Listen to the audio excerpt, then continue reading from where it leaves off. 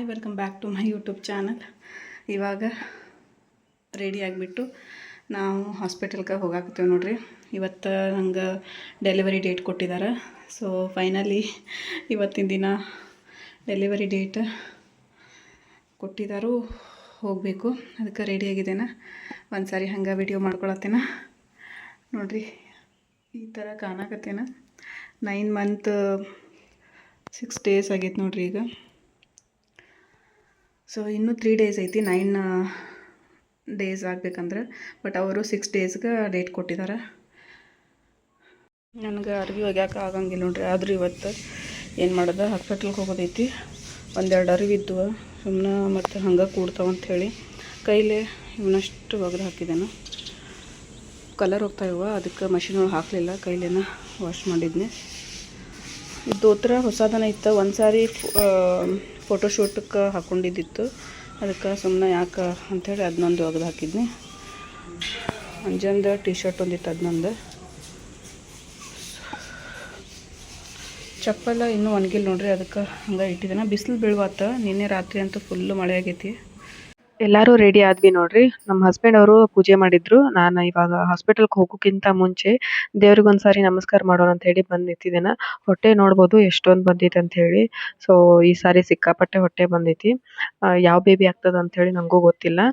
ಇನ್ನೊಂದೇನಂದ್ರೆ ಒಂದು 3-4 ದಿನ ಆಯ್ತು ಬರೀ ಕಣ್ಣೀರು ಬರತ್ತವ. ಯಾಕಂದ್ರೆ ಡೆಲಿವರಿ ಆಯ್ತಂದ್ರೆ ಈ ಹೊಟ್ಟೆ ಇರಂಗಿಲ್ಲಲ್ಲ, ಆಮೇಲೆ ಹೊಟ್ಟೆ ಸಾಪ್ ಆಗಿರ್ತದೆ, ಬೇಬಿ ಹೊರಗೆ ಬಂದಿರ್ತದೆ ಅಂತೇಳಿ. ಯಾಕಂದ್ರೆ ಹೊಟ್ಟೆ ಒಳಗೆ ಬೇಬಿ ಇದ್ದಾಗ ಇರೋ ಫೀಲಿಂಗ ಬೇರೆ ನೋಡ್ರಿ, ಹೊರಗೆ ಬಂದಮೇಲೆ ಆಗೋ ಫೀಲಿಂಗ ಬೇರೆ. ಏನೋ ಒಂಥರ ಎಲ್ಲರಿಗೂ ಆಗ್ತದೆ ಇಲ್ಲೋ ಗೊತ್ತಿಲ್ಲ, ನನಗಂತೂ ಒಂಥರ ಆಗತ್ತದ.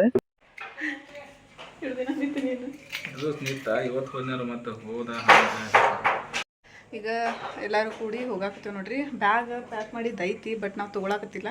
ಸುಮ್ಮನೆ ಯಾಕೆ ಈಗ ತೊಗೊಳೋದು ಅಂತೇಳಿ. ಯಾಕಂದ್ರೆ ಡಾಕ್ಟ್ರ್ ಹೇಳ್ತಾರೆ ಹೋಗಿ ಚೆಕಪ್ ಮಾಡಿ ಆದಮೇಲೆ ಅಲ್ಲಿ ಏನಾದರೂ ಡೆಲಿವರಿ ಆಗುವಂಥದ್ದಿತ್ತಂದ್ರೆ ಅಡ್ಮಿಟ್ ಮಾಡ್ಕೊಳ್ತೇವೆ.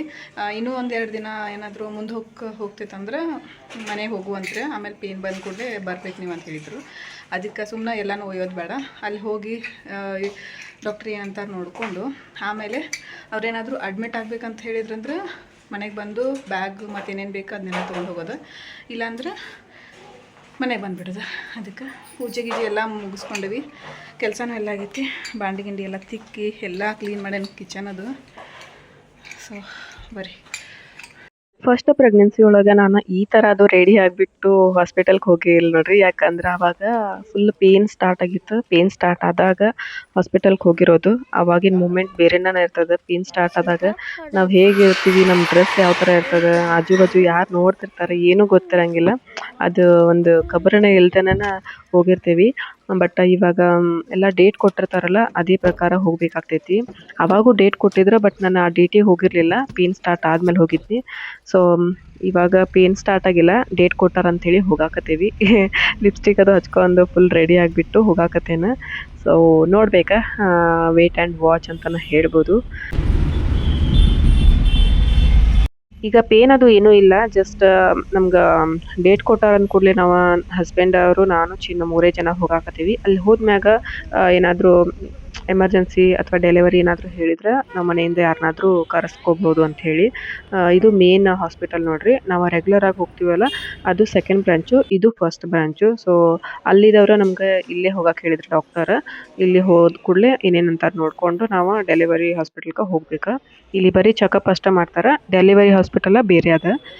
ಬಹಳ ರಶ್ ಇರ್ತದೆ ಇಲ್ಲಿ. ನಂಬರ್ ಬೇಗ ಬರೋದೇ ಇಲ್ಲ. ನಾನು ಕುತ್ಕೊಂಡು ವೇಟ್ ಮಾಡಾಕತ್ತೇನೆ.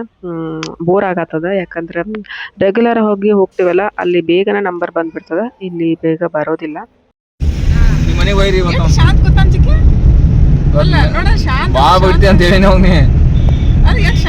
ಈಗ ಬೇಜಾರು ಮಾಡ್ಕೊಂಡ ನಾವು ಮನುಷ್ಯ ಹಚ್ಕೊಂಡ ನೀವು ಇನ್ನೊಂದು ವೇಟ್ ಮಾಡ್ಬೇಕಲ್ಲ. ಅದಕ್ಕೆ ಇನ್ನ ಡೆಲಿವರಿ ಆಗ್ಲಿಲ್ಲ, ಮತ್ ಮನೆಗೆ ಹೊಂಟಿವಿ ನಾವು. ಅವ್ನ ಟಾಸ್ಕ್ ಫೇಲ್ ಆತ್ಲ. ಅವ್ನ ಟಾಸ್ಕ್ ಇವತ್ತೇ ಇತ್ತು.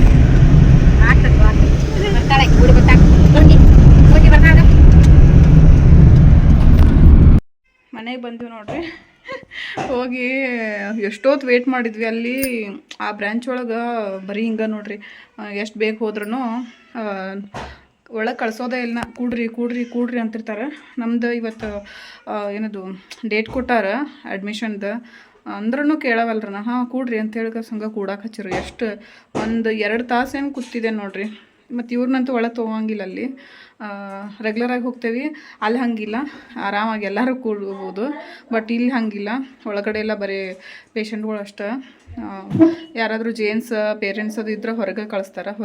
ಹೊರಗೊಂದು ಇದೈತಿ, ಅಲ್ಲಿ ಚೇರ್ಸ್ ಇರ್ತಾವೆ, ಅಲ್ಲಿ ಕೂಡಕ್ಕೆ ಹಚ್ತಾರೆ. ಹಾಗಾಗಿ ಕೂತು ಸಾಕಾಯಿತು. ಆಮೇಲೆ ಅಂದ್ರೆ ಇನ್ನೊಂದು 3-4 ಜನ ಅಷ್ಟೇ ಇದ್ದರು. ಅವಾಗ ನನಗೂ ಒಂಥರ ತಲೆ ತಿರುಗ್ದಂಗೆ ಆಗತ್ತಿತ್ತು. ಹಂಗೆ ಮಲ್ಕೊಂಡೆ ನಾನಲ್ಲಿ.